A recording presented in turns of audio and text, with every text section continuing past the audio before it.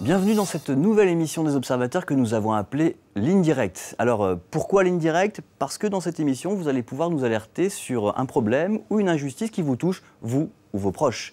Nous viendrons alors vous voir pour enquêter sur la situation et faire connaître votre histoire au grand public et même à vos autorités. Voici le premier cas qui nous est parvenu par la Ligne Directe des Observateurs.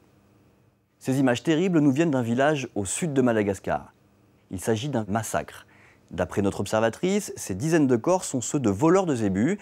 Ils auraient tenté une razzia dans un village et auraient été tués par les villageois qui défendaient leur bétail. Comment un tel carnage a pu se produire? Je vous propose d'aller rencontrer notre observatrice, Saï Sandrata, pour mener l'enquête avec elle.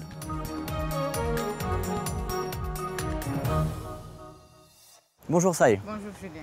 Comment ça va? Ça va, ça va. Alors Saï, pourquoi toi, ça te paraissait important qu'on vienne ici? Parce que les malas, on les appelle malas ici chez nous, ils tuent les éleveurs et après ils volent leurs zébus. Et toi, en septembre, tu es arrivé juste après un massacre qui s'était déroulé dans les montagnes. Raconte-moi ça. Ma mère, qui habite à Sonéran, elle m'a téléphoné, m'a fait une petite enquête parce qu'il y a beaucoup de morts. En ce moment-là, on ne sait pas encore est-ce que les villageois qui sont morts ou les malas. Alors, le lendemain, j'ai pris mon appareil photo et on est allé sur place. On a vu des cadavres partout. 86. Et on a interviewé les gens, les villageois, et ils nous racontent tout ce qui s'est passé. On nous a attaqués hier et on a fait le riposte. Sur les 130 malas, on a 86 morts. Des voleurs de zébus. Des voleurs de zébus. Eh bien, ce que je te propose, c'est qu'on y aille ensemble. Tu vas me faire un petit tour de ta région. Oui, je vous amène là-bas. Allez, on y va. Les médias parlent d'une guerre du zébu. Des groupes de dizaines de voleurs bien armés qui mettraient les villages à feu et à sang. Les villageois, quant à eux, seraient les victimes sans défense de ces bandits. On arrive maintenant au village de Fenovo. C'est le village dont nous a parlé notre observatrice, où s'est déroulé ce terrible massacre en septembre. Et on va essayer d'aller rencontrer le maire.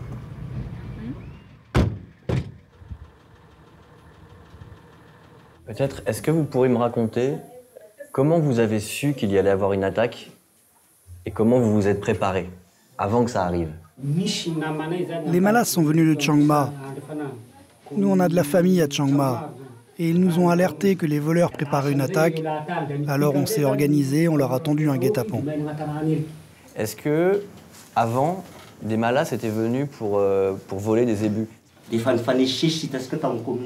À Fenovo, ce n'était jamais arrivé. Mais il y a eu une attaque quelques jours avant dans un autre village. Alors on savait comment ils opéraient et on s'est préparé. Quelles étaient les armes que vous aviez? Des pierres rondes, des haches, des saguets et des lance-pierres. D'accord. D'accord. Donc c'est avec ces pierres-là. Voilà. Et on tire avec ça, quoi. Mais en face, ils avaient quoi comme arme? Ils avaient aussi des lance-pierres, des haches et aussi des fusils. Et ils ne se sont pas servis des fusils? Si, ils ont utilisé les fusils. Il y a eu un mort de votre côté, c'est ça? Il y a une personne des villageois qui est morte. À quel endroit ça s'est passé? Ça s'est passé juste là. S'ils sont d'accord, on pourrait aller faire un tour pour qu'ils me racontent sur place ce qui s'est passé. D'accord, je vous emmène. Les villageois nous disent que les voleurs étaient armés de fusils. Mais que sont devenues ces armes? Après la bataille, les armes qu'ils ont récupérées, elles sont où, les armes des malas? Chacun a emmené ce qu'il a pu chez lui. Elles ont été emportées.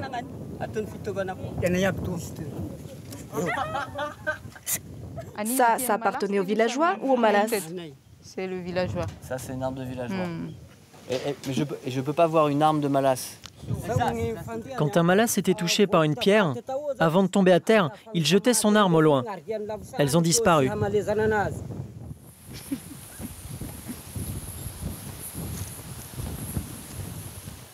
Alors c'est à cet endroit même, sur cette route, qu'a commencé cette bataille dont vous nous avez parlé entre les malas et les villageois. On s'est répartis en groupes. Certains étaient devant, d'autres sur les côtés. Et on les a encerclés. Est-ce qu'il y a eu une vraie bataille ou est-ce que les Malas ont déposé leurs armes et ils ont essayé de fuir? Quand les Malas ont vu que les villageois n'avaient pas peur, ils ont fui. On les a poursuivis et on les a tués. J'en ai tué 2 moi-même. J'ai tué 2. Ah, vous en avez tué 2 vous-même. Comment vous expliquez qu'il y a eu si peu de blessés, peut-être un seul mort du côté des villageois, alors que 86 Malas ont été tués? Eux, ils ont leur gris-gris. Mais nous, on croit en Dieu. Dieu nous a aidés à vaincre et leurs gris-gris n'ont pas marché. Tout à l'heure à la mairie, on a rencontré quelqu'un qui nous a dit avoir tout noté de cette fameuse journée de septembre sur son carnet. Ça, il est avec nous. Est-ce qu'il peut nous montrer peut-être son carnet? Vous pouvez nous faire voir votre carnet? On a capturé une fille qui appartenait à la bande de voleurs. Elle nous a dit d'où venaient les Malas. Ils venaient de Chiang Mai, mais elle nous a aussi dit que sur le chemin, ils avaient été rejoints par des hommes de Minimin. C'est un village avec qui vous avez des bonnes relations, ce village, ou pas? Dans le temps, il y avait des guerres entre nos ancêtres, mais ces derniers temps, ça allait. À l'issue de toutes ces discussions avec les villageois de Fenovo, il reste beaucoup d'interrogations. Notamment, comment quelques centaines de villageois sont parvenus à massacrer de cette façon 100 Malas qu'on dit surarmés, suréquipés et aussi facilement. Est-ce que c'est par une intervention divine, comme nous l'a expliqué un des villageois? Ça semble peu pour expliquer un tel massacre. Nous décidons de nous rendre à Minimin à moto. Pour les villageois de Fenovo, certains voleurs viendraient de ce village reculé. Après 3 heures de route, pour faire seulement 15 km, nous arrivons sur place. Bonjour. Est-ce que des voleurs sont déjà venus vous prendre des ébus ici? Bah oui, souvent. Pourquoi les gens pensent que vous êtes des Malas? Même à Fenovo, c'est vrai qu'il y a des gens qui ont pensé que certains sont des Malas. Pourquoi les gens pensent ça? Nous, on n'est pas des voleurs. Les voleurs passent par ici, mais nous, on n'est pas avec eux. C'est juste qu'on ne peut pas les arrêter.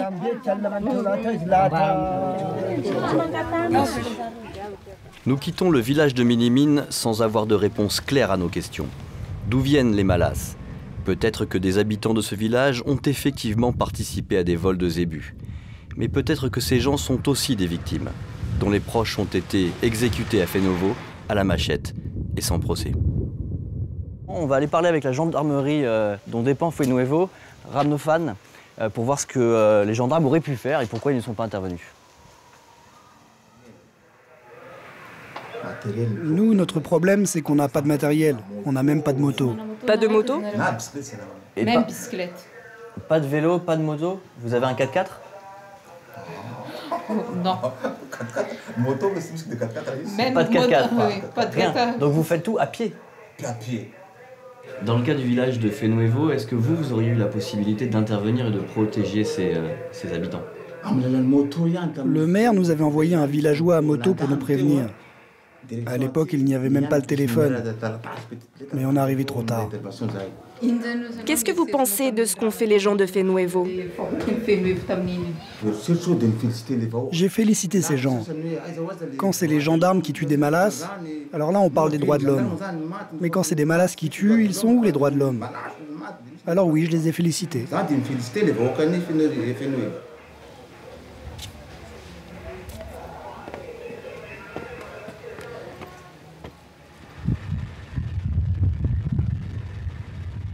Je vais maintenant dans la capitale, à Tana, je remonte pour aller raconter tout ce que les villageois m'ont dit aux autorités. Oui, merci d'être venu dans ma région et tiens-moi au courant la suite. Je te tiens au courant. Oui. Au revoir, Saïd. Au revoir, Julien. Bonjour. Julien Pain. Comment ça se fait que les villageois ont préféré se défendre eux-mêmes plutôt que de prévenir une gendarmerie qui est à 15 km et qui dispose de fusils? Là, c'est un problème d'éducation de la population. On n'appelle pas les habitants à prendre les armes pour se défendre contre les Dahal, mais surtout donc en matière d'information. Parce que le Dahal... Ça a été dit, ça. Et le gendarme qu'on a rencontré à Ramnafan nous a dit « j'ai félicité les villageois pour ce qu'ils avaient fait. Et d'ailleurs, ils n'ont pas été inquiétés, les villageois, pour ce qu'ils ont fait. Là, même dans le cadre de l'enquête préliminaire, on peut déterminer qu'il y avait déjà présomption de légitime défense. Et ils se défendent comme ils peuvent. Pour la meilleure défense, c'est d'attaquer, je crois. Mais en tant que ministre, vous ne pouvez pas vous satisfaire du fait que la gendarmerie, qui est à 15 km, ne soit pas intervenue et que des gens aient massacré 86 personnes. Il faut quand même à un moment comprendre qu'il y a ce qu'on appelle la justice populaire. On ne trouve plus la justice populaire en France, mais dans les pays sous-développés, on arrive encore à voir des cas de justice populaire.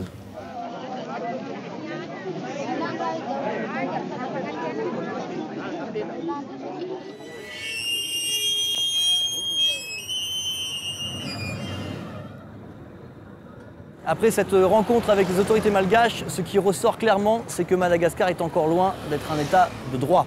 Les autorités reconnaissent elles-mêmes qu'incapables d'assurer la sécurité de leurs citoyens, elles demandent parfois à des villageois de se faire justice eux-mêmes avec les conséquences tragiques qu'on a pu voir à Fenovo. Nous leur avons donné le résultat de notre enquête. Je vais maintenant rentrer sur Paris. C'était donc le premier numéro de Ligne Directe. Vous avez compris le principe. Si vous avez une histoire à nous raconter, contactez nos journalistes sur le site des Observateurs, par Facebook, par Twitter. Et peut-être que bientôt, nous viendrons vous rencontrer chez vous.